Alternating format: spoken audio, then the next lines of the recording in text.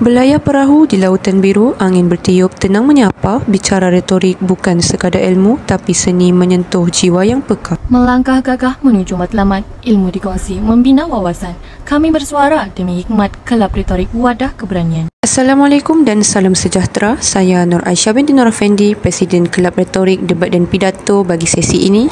Dan saya Nur Alifah Soleha binti Yusof, Naib Presiden. Kami hadir dengan semangat baru untuk mengasah suara, minda dan jati diri. Inilah pentas anda, suara anda dan masa depan anda. Kami dari Kelab Retorik, Debat dan Pidato, sebuah kelab yang telah berakar sejak 1 November 2011 dengan nama asalnya English Rhetoric Debate Club. Setelah melalui fasa dorman, kelab ini kembali bangkit dan aktif semula pada penggal kedua sesi 2022-2023 dengan wajah dan semangat baru.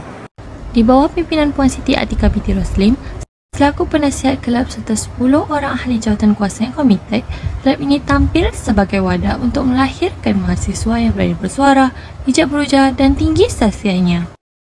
Pada sesi yang lepas, kami telah menganjurkan beberapa program besar yang membawa impak tinggi, antaranya Bengkel Debat Suara Pemikir Aksi Pembicara yang diadakan pada 4 Januari 2025 yang berlangsung di bilik seminar Aras 16. Bengkel ini bertujuan untuk melahirkan individu yang peta berhujah, berani bercakap di khalayak serta mampu mengemukakan hujah bernas. Kami juga menganjurkan Fit Yosol 2.0 pada 10 Januari 2025 bertempat di Auditorium Ibu Sain Aras 4. Program ini memberi pendedahan dan kemahiran kepada peserta agar dapat mencongkil keyakinan serta jati diri, bermula dengan transformasi minda yang positif dan progresif.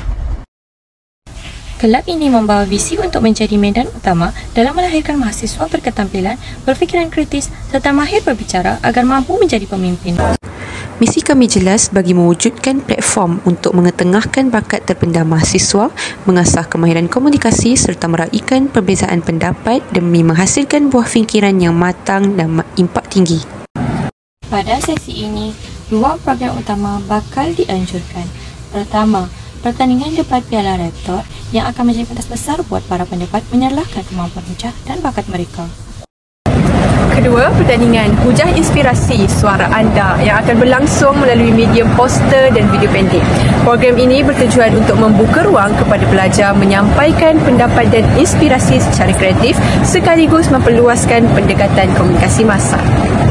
Akhir kata, harapan kami agar Kelab Retorik ini terus menjadi tempat pengembangan potensi dan menjadi komuniti yang sentiasa menyokong antara satu sama lain dalam memperjuangkan keberanian untuk bersuara. Bersama kami, anda bukan sahaja belajar untuk berbahas tetapi juga untuk didengari, dihormati dan memberi inspirasi. Sekian, terima kasih.